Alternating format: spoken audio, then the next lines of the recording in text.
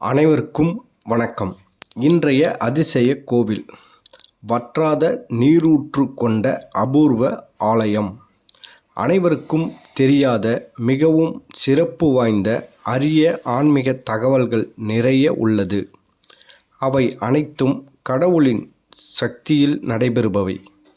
ஒவ்வொரு கோவிலுக்கும் ஒவ்வொரு ஆச்சரியமான விஷயங்கள் இருக்கும். அவை நம்மில் பலருக்கும் தெரிந்தவையும் இருக்கும், சில தெரியாத விஷயங்களும் இருக்கும்.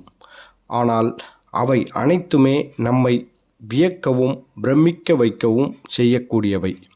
அவ்வாறு இயற்கை எழில் கொண்ட அழகான பசுமையான இடத்தில் சுயம்பு மூர்த்தியாக வீற்றிருக்கும் முருகப்பெருமான் கோயிலில் ஒரு ஆச்சரியமான தகவல் உள்ளது.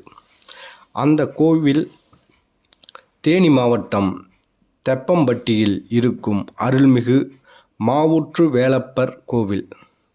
இந்த இறைவன் வேலப்பர் என்று அழைக்கப்படுகிறார். மேலும் இக்கோவில் 500 ஆண்டுகளுக்கு பழமையானதாகும்.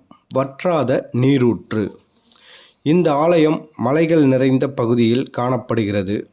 தற்போது வேலப்பர் குடிகொண்டிருக்கும் பகுதி முழுமையும் ஆதியில் மருதம் மற்றும் மாமரங்கள் நிறைந்த பகுதியாக இருந்தது. இக்கோவிலின் தல விருட்சமாக மாமரம் இருக்கிறது. கோவிலுக்கு தெற்கே உள்ள இந்த மாமரத்தின் அடியில் வற்றாத நீரூற்று எப்போதும் பொங்கி வழிந்தபடி இருக்கிறது. இத்தல விநாயகர் மாவூற்று விநாயகர் என்ற திருநாமத்துடன் அருள்பாலிக்கிறார்.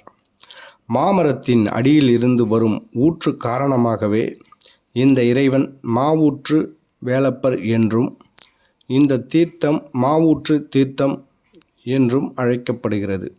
இந்த தீர்த்தத்தில் நீராடி இறைவனை வேண்டினால் தீராத நோய்களும் மனக்குறைகளும் நீங்கும் என்பது நம்பிக்கை.